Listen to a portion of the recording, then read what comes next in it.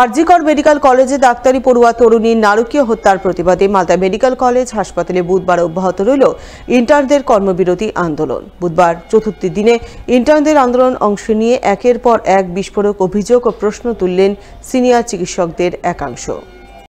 উল্লেখ্য, গত 9ই আগস্ট গভীর রাতে কলকাতার আরজিকর মেডিকেল কলেজে ঘটে গেছে এক নারকীয় ঘটনা। কর্তব্যরত ডাক্তারি পড়ুয়া এক তরুণীকে ধর্ষণ করে খুনের ঘটনা ঘটেছে, যাকে কেন্দ্র করে দিকে দিকে প্রতিবাদের ঝড় উঠেছে।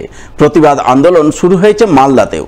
আরজিকর কাণ্ডের প্রতিবাদে গত রবিবার থেকে মালদা মেডিকেল কলেজের ইন্টার্নরা কর্মবিরতি আন্দোলন শুরু করেছেন। তারা পরিষেবা প্রদানের কাজ বন্ধ রেখে গত কয়েকদিন ধরেই অবস্থান, ধর্ণা ও বিক্ষোভ চালিয়ে যাচ্ছেন, যা বুধবার চতুর্থ দিনে অব্যাহত থাকে।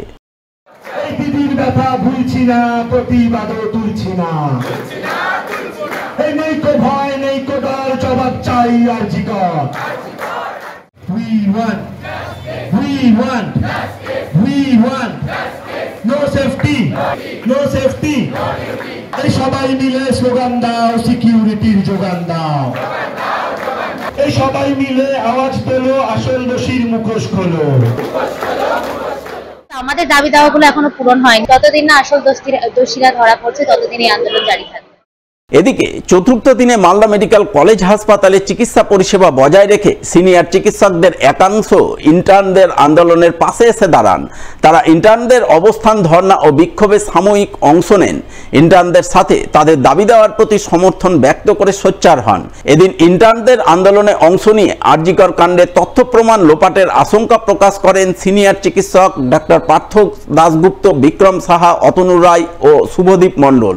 তারা সকলেই আরজিকর কাণ্ডে একের পর এক বিস্ফোরক অভিযোগ ও প্রশ্ন তোলেন।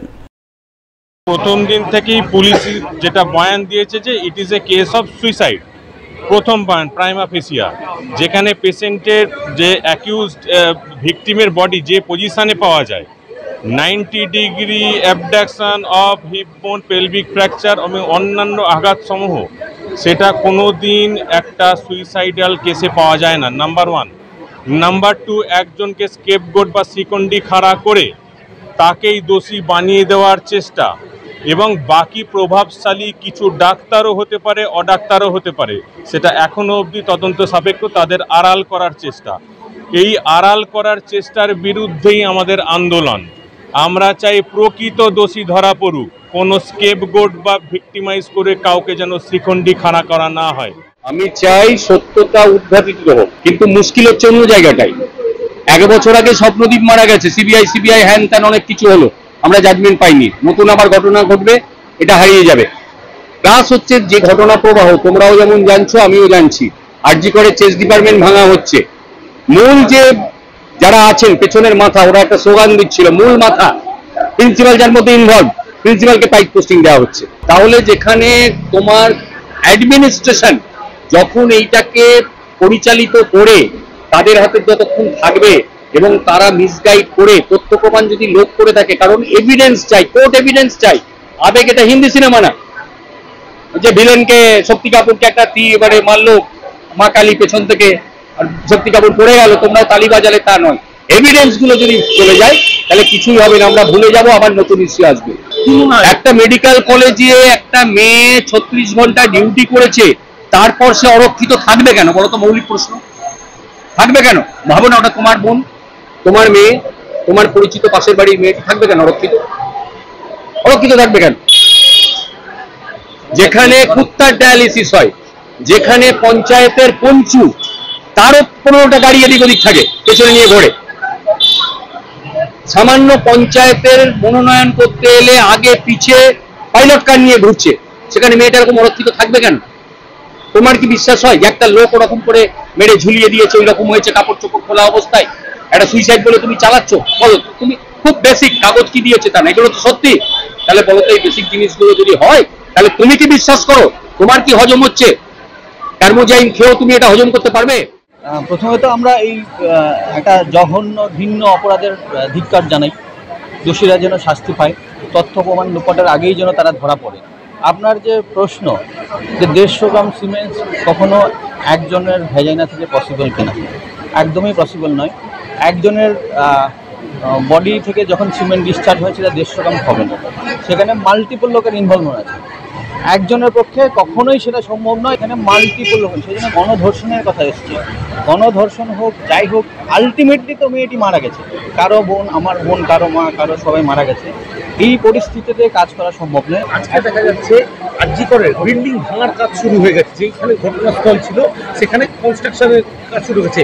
এর আগের যিনি প্রিন্সিপাল ছিলেন সন্দীপ ঘোষ, তিনি নাকি নির্দেশ দিয়ে গেছিলেন এটা ভাঙার। কি মনে হয় এক্ষেত্রে প্রমাণ লোপাট হতে পারে?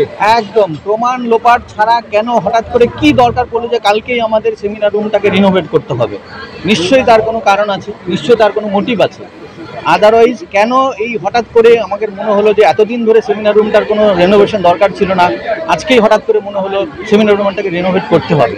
সেখানে নিশ্চয়ই কোনো তথ্য আছে, নিশ্চয়ই কোনো মানে আপনি কী বলবো, জেনেটিক কিছু পাওয়া যাবে, ডিএনএ পাওয়া যাবে, কিছু একটা পাওয়া যাবে, সেই জন্য হতে পারে। এখন কোশ্চেন হচ্ছে, যদি আগের প্রিন্সিপাল বলেই থাকেন তাহলে ওনাকেও তার ইনভেস্টিগেশনের আওতায় আনা উচিত। আমি বিশেষভাবে ব্যতীত কিন্তু আমি আজ করে ছিলাম সেই সেমিনার রুমে আমি চাকরিয়েছি, ওই সেমিনার রুমে এরকম একটা প্রমাণ ঘটতে পারে সেটা আমি ঠিক মানতেও পারছি না। যার জন্য আমি আন্দোলনের পাশে আছি, আমাদের যে ছেলেরা আন্দোলন করছে। আজ আমি সরকারি কর্মচারী, আমি আমার ডিউটিও করছি, আমার সেটা করতে হবে, দেশের ত্যাগ করতে হবে। কিন্তু আমি চাই যে আমি আমার আন্দোলনটা চলুক, সত্যি ঘটনা যদি না উঠে আসে, যদি কিছু থাকে আর না হলে তো যেটা ফিউচারও ঘটতে পারে। বিশেষ করে আমাদের যারা লেডি ডক্টর আছে তারা কী করে তাদের করতে পারে, আর যদি লেডি সাপোর্ট না পায়, তারাও যদি সিকিউরিটি না পায়, তাহলে সিস্টেমটাই ভেঙে পড়ে। আমি চাই সত্যি ঘটনা উঠে আসবে। আর করে প্রিন্সিপাল যে সরকার থেকে মানে ইয়ে করেছে বুঝছেন, জানি না ওরা দায়ী আছে না, তাও বলতে পারো না। সিবিআই নেবে কেসটা, আশা করছি যা বেরোবে আমরা সবাই সেটা হয়তো মানবই। আর আমরা চাইবো যে আমাদের এই বাচ্চাদের যে আন্দোলন সেটা সফল, সেটা তথ্য প্রমাণ আমি দেখি। আর আমি চাই যে আমাদের ছেলেদের আন্দোলন সফল হোক।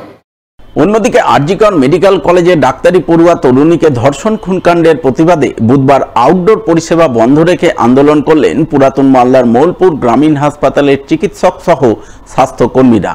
তারা ঘটনায় ধিক্কার বর্ষণ করে প্রথমে মিছিল করেন, পরে দোষীদের কঠোর শাস্তির দাবিতে বিক্ষোভ দেখান।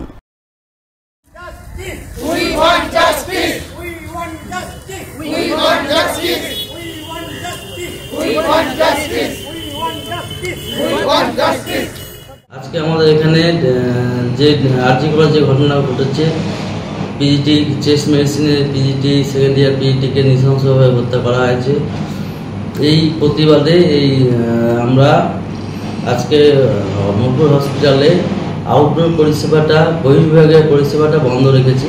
কিন্তু আমরা যাতে পেশেন্টদের অসুবিধা না হয়, তারা ঠিকমতো চিকিৎসা পায়, তার জন্য আমরা এমার্জেন্সি বিভাগটা খোলা রেখেছি এবং কন্টিনিউ সার্ভিস দিচ্ছি। সবভাবে আজকে আমরা মিছিল করেছি একটা, যাতে এই মৃত্যুর প্রতিবাদে যাতে তার সুষ্ঠু যে দোষী সে যেন শাস্তি পায়, এটার জন্যই আমরা আন্দোলন করেছি। এবং আমরা চাইছি যেন যে এই কাজটা করেছে তার যেন